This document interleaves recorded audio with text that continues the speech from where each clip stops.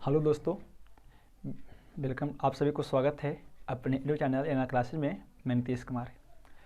अभी के वीडियो में हम सब बात करेंगे क्लास 10th का मैथ का वीवीआई ऑब्जेक्टिव सवाल निर्देशांक ज्यामिति का, है ना। हम सब पिछले वीडियो में निर्देशांक ज्यामिति पढ़ रहे थे, लेकिन अब समय आपको काफ़ी नज़दीक आ चुका है, तो आपको शॉर्ट तरीके से बताएंगे ऑब्जेक्टिव करने का तरीका भी, और साथ साथ में इसमें जो आपका पूरा जो चैप्टर बचा हुआ था वो भी आपका पूरा चैप्टर कवर हो जाएगा, है ना। तो हम सब आज नियामक ज्यामिति का हम सब ऑब्जेक्टिव सवाल देखते हैं। और हाँ, इस सवाल से हमेशा पक्का ऑब्जेक्टिव जो बता देंगे आज, ऑब्जेक्टिव आएगा ही आएगा। तो वीडियो को शुरू से अंत तक देखते रहिएगा, और चैनल पर नए हैं तो सब्सक्राइब कर देंगे, और बगल घंटे को ऑन कर देंगे, ठीक है। चलिए, हम सब जो अभी तक ऑब्जेक्टिव सवाल की बात करेंगे वो है आपका, वो ऑब्जेक्टिव सवाल है क्या, नियामक ज्यामिति। नियामक ज्यामिति का बात करेंगे हम, है ना, जिसे हम सब अंग्रेजी में कोऑर्डिनेट ज्योमेट्री भी कहते हैं, ठीक है।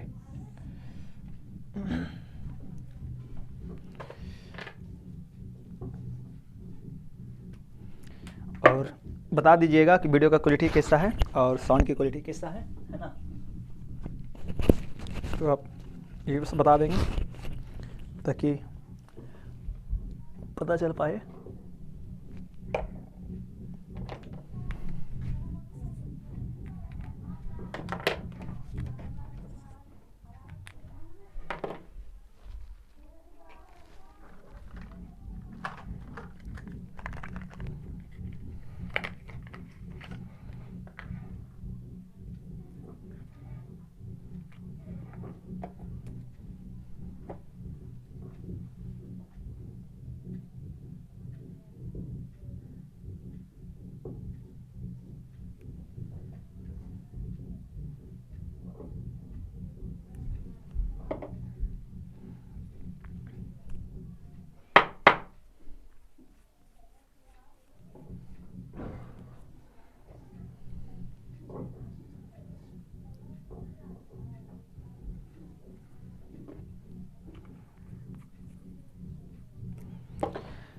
तो हम अभी जो बात करेंगे नियामक ज्यामिति का, हम ऑब्जेक्टिव सवाल देख लेते हैं, है ना, जो एग्जाम से दृष्टि से इम्पोर्टेंट रहेगा, देखेंगे। सबसे पहला सवाल नियामक ज्यामिति का आपसे क्या पूछेगा, देखिए। का सवाल है ना कि -12 और -12 किस पाद में है। ये पाद क्या होता है, ठीक है। तो याद रखेंगे, जब हम सब निर्देशांक ज्यामिति को पढ़ते हैं ना, तो हम सब बताए थे ऐसे, है ना, नियामक तल के बारे में, ठीक है। याद रखिएगा, हम सब इसको x बोलते हैं, इसको y अक्ष, ये y डैश होता है, ये x डैश होता है। इधर मान प्लस में, इधर मान प्लस में, इधर माइनस में, इधर माइनस में, और ये आपका ओरिजिन यानी मूल बिंदु होता है। तो हम बताए थे क्या कि हम सब जब इसका पद या चतुर्थांश निकालते हैं तो हम सब एंटी बाई ग्राफ बोलते हैं ना, इसको बोलते हैं फर्स्ट चतुर्थांश, ये होता है सेकेंड चतुर्थांश, ये होता है थर्ड चतुर्थांश, और ये होता है फोर्थ चतुर्थांश। और फर्स्ट चतुर्थांश में जो एक्स वाई का जो मान होता है ना, हम सब दोनों प्लस ही प्लस में होता है। और क्योंकि हम घूमते हैं एंटी बाई क्लॉक, लेकिन हम सब पहले हम सब क्या लेते हैं, अल्फाबेटिकल हम सब नंबर से लेते हैं। तो पहले एक्स और वाई होता है ना, तो द्वितीय चतुर्थांश में जो मान होता है माइनस और प्लस में होता है, और जो थर्ड में होता है वो दोनों जो आपका कोऑर्डिनेट है वो माइनस में ही होगा, और जो चौथा कोऑर्डिनेट है आपका, है ना, वो उसमें क्या होता है, पहले प्लस और तब माइनस होता है, ठीक है। तो आप इसको याद रखिएगा कि क्या होता है। तो देखिए यहाँ पूछा क्या है, क्या कि -12 और -12 किस चतुर्थांश में स्थित है। तो देखिए, तो दोनों का मान माइनस में है ना, तो दोनों का जब मान माइनस में है, यानी x का भी मान माइनस में है और y का मान भी आपका माइनस में, तो कहाँ पढ़ना चाहिए, ये है ना, तीसरा चतुर्थांश में पढ़ना चाहिए। मतलब -12 और -12 जो स्थित होगा वो कहाँ होगा, तीसरा चतुर्थांश में स्थित होना चाहिए, है ना। तो ये आपका ऑप्शन क्या हो जाएगा, तीसरा चतुर्थांश, ठीक है। आप इसको याद रखेंगे टिप्पणी पट्टी को।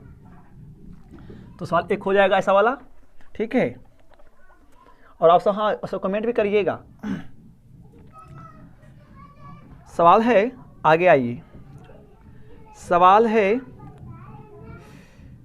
5,5, है ना, कि मूल बिंदु से दूरी क्या होना चाहिए। तब मूल बिंदु यहाँ पर होता है, और 5,5 यानी x का मान 5 और y का मान भी 5 होगा। तो यदि हम इसको बैठाएंगे तो कहाँ बैठेगा, देखिए दोनों प्लस में है ना, तो इसका मतलब ये दोनों, अच्छा यदि आपसे ये पूछेगा कि किस चतुर्थांश में बैठना चाहिए तो क्या बताएंगे, दोनों का मान प्लस में ही है, यानी एक्स और वाई का मान जो है वो कहाँ बैठेगा, फर्स्ट चतुर्थांश में। तो मान लीजिए कि 5 यहाँ है और इस एक्स अक्ष पर 5 यहाँ, तो ये मिलेगा इस प्रकार से, ठीक है, ये मिलेगा आपको इस प्रकार से, इस प्रकार से, और ये मिलेगा इस प्रकार से। तो यानी ये बिंदु कितना हो जाएगा 5,5। तो आपको क्या करना है, इस मूल बिंदु से इस बिंदु की दूरी निकालना है। तो याद करिए हम आपको बताए थे क्या कि मूल बिंदु से जहाँ किसी भी है ना बिंदु का दूरी निकालने के लिए बोला जाए तो उसका एक अपना फार्मूला क्या होता है, √x² प्लस y का स्क्वायर होता है, ठीक है। तो ये मूल बिंदु से आप किसी भी बिंदु की दूरी निकाल सकते हैं। तो देखेंगे क्या हो जाएगा, √x कितना है 5, तो 5 का स्क्वायर प्लस y कितना, y 5, 5 का स्क्वायर हो जाएगा x 5 का स्क्वायर 25 प्लस 5 का स्क्वायर 25 हो जाएगा, तो कितना जुट कर आएगा 50। ऑप्शन 50 नहीं दिया गया है ना, कितना दिया गया है 50 नहीं दिया हुआ है, ठीक है। हाँ, तो इसको रूट करके दिया गया है, तो क्या टूटेगा, टूटेगा 25 दूनी के 50 और 25 का वर्गमूल कितना होता है 5, यानी कितना 5√2, यानी जो ऑप्शन आपका सही हो जाएगा वो हो जाएगा कितना C 5√2 है ना। तो इस प्रकार से याद रखेंगे कि मूल बिंदु से दूरी आपसे पूछा जाता है और आप इस प्रकार से दूरी निकाल सकते हैं मूल बिंदु में, ठीक है।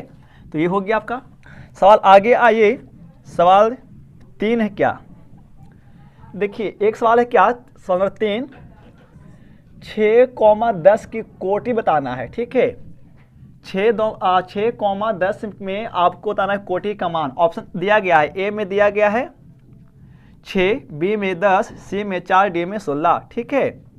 तो देखिए तो कोटि और एक भुज होता है ना, आपको बताए थे क्या कि किसी भी बिंदु से एक्स अक्ष की दूरी का जो होता है वो क्या कहलाता है, कोटि कहलाता है, और किसी भी बिंदु से वाई अक्ष की दूरी वो क्या कहलाता है, भुज कहलाता है। तो याद रखेंगे यदि ऐसे आएंगे तो ये शुरू में जो होता है वो एक्स का मान होता है और वाई का मान होता है, लेकिन जब आपसे इस प्रकार से दे देगा और कोटि और भुज पूछेगा ने, तो वाई का जो होता है वो कोटि कहलाता है और जो एक्स वाला है वो क्या कहलाता है, भुज कहलाता है। तो आपसे यहाँ क्या पूछा था 6,10 की कोटि, तो ऑप्शन में आपका क्या होना चाहिए, सही बी है ना, क्योंकि आपको जो दिया गया है वो कितना होगा, ये 10 हो जाएगा, कोटि हो जाएगा।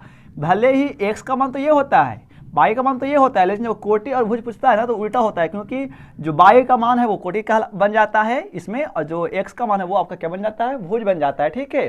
तो इस प्रकार से कोटि और भुज पकड़ सकते हैं। यदि यही पूछता कि मान लीजिए कि 5,3 दिया गया और पूछा इसमें भुज कौन होगा, तो भुज जो एक्स के स्थान पर हो जाएगा वो भुज हो जाएगा, है ना, और जो बाई की जगह पर है वो आपका क्या हो जाएगा, कोटि हो जाएगा, ठीक है। याद रखेंगे यहाँ से सवाल आता है हमेशा कोटि और भुज में।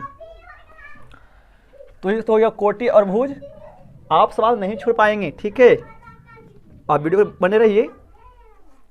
सवाल नंबर अगला है कि बिंदु एक है 5,2 और है 2,5 के बीच की दूरी निकालना है ना, मतलब कोई एक बिंदु है, ठीक है, इस प्रकार से बिंदु दिया गया है और इसके बीच की दूरी निकालना है, जिसका निर्देशांक आपको दिया गया है 2,5। तो आपको पढ़ा चुके हैं दूरी सूत्र का फॉर्मूला क्या होता है ना। यदि आप जाकर वीडियो को नहीं देखे हैं तो वीडियो आपको मिल जाएगा, प्लेलिस्ट में बना हुआ है निर्देशांक ज्यामिति के नाम से। तो दूरी यानी इसको क्या बोलते हैं, x1 बोलते हैं।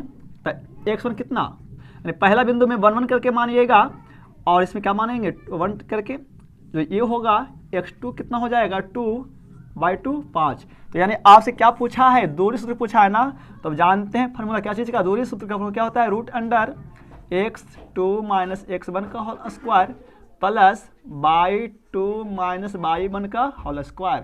तो यहाँ जो हो जाएगा x कितना है जी, x2 कितना 2, x1 5 का होल स्क्वायर तो y2 कितना है, y2 आपका है 5 और y1 कितना है 2। तो घट के कितना आएगा, 2 में से 5 -3 बचेगा, बस 3 का स्क्वायर प्लस यहाँ बचेगा क्या 3 का स्क्वायर। क्या कर देते हैं यहाँ से देखिए, तो क्या हो जाएगा √9 + 9 क्या हो जाएगा 18, और ये टूटेगा क्या 9 दूनी का 18, 9 3 का बार कितना 3√2, यानी इसके और इसके जो बीच की दूरी वो कितना हो जाएगा 3√2 मात्रक हो जाएगा, ठीक है। तो ऑब्जेक्टिव और सब्जेक्टिव आपको दोनों यहाँ पे बन जाएगा इस तरीके से, है ना, याद रखेंगे, ठीक है। ये तो हो गई दूरी सूत्र के बारे में, ठीक है।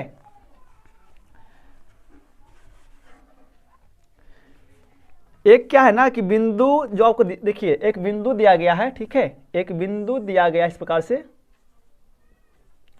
बिंदु कितना कितना दिया गया है जी? बिंदु है आपका, बिंदु है -7,5 4,2।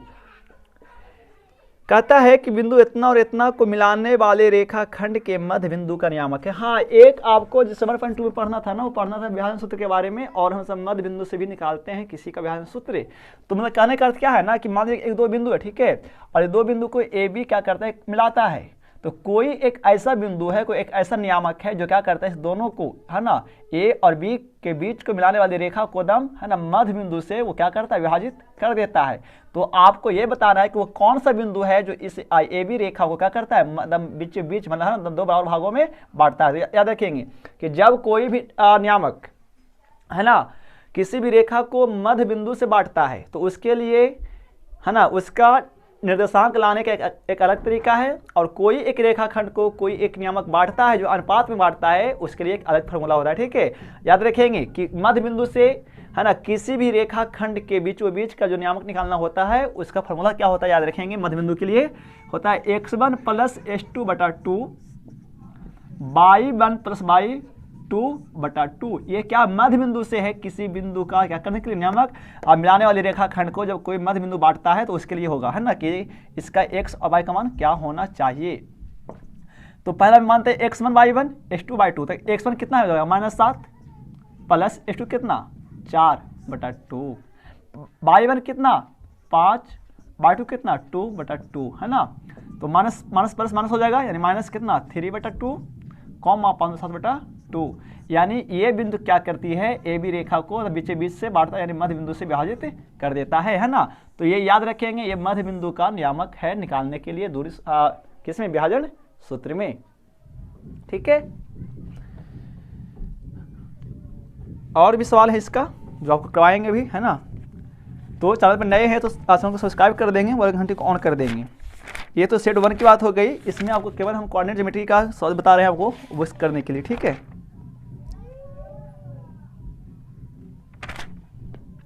हाँ, सवाल आगे आइए, कहता है क्या कि किसी बिंदु की x अक्ष से दूरी उस बिंदु का कहलाती है। हम अभी बताए क्या कि किसी बिंदु से x अक्ष की दूरी उस बिंदु का क्या कहलाता है, कोटि कहलाता है ना। यदि यही पूछता कि किसी बिंदु से y अक्ष की दूरी क्या कहलाता है, तो वो भुज कहलाता है। यदि कोटि और भुज नहीं पूछेगा और आपसे क्या पूछेगा, निर्देशांक, तो याद रखेंगे किसी बिंदु से x अक्ष की दूरी को हम सब बोलते हैं y निर्देशांक, और किसी बिंदु से y अक्ष की दूरी को बोलते हैं x निर्देशांक, ठीक है। इसीलिए जो कोटि होना चाहिए था, है ना, इसमें वो भुज हो जाता है, और जो भुज होना चाहिए था वो आपका कोटि हो जाता है, ठीक है, याद रखिएगा।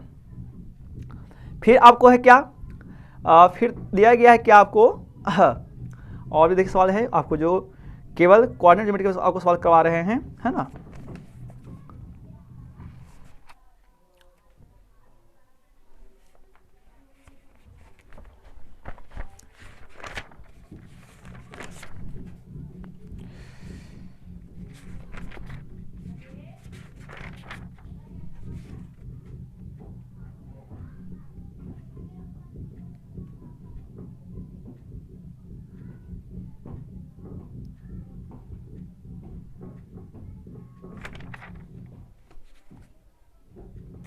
हाँ देखिए, एक और आपको क्या दिया गया है कि 2,3 की दूरी लाना है, ठीक है। कहाँ से, मूल बिंदु से लाना है दूरी, ठीक है। तो अभी आपको क्या बताया कि मूल बिंदु से जो किसी भी बिंदु की जो दूरी निकालना है उसके लिए एक फॉर्मूला क्या होता है, उसके लिए एक फॉर्मूला होता है, वो आपका क्या होता है देखिएगा, है ना।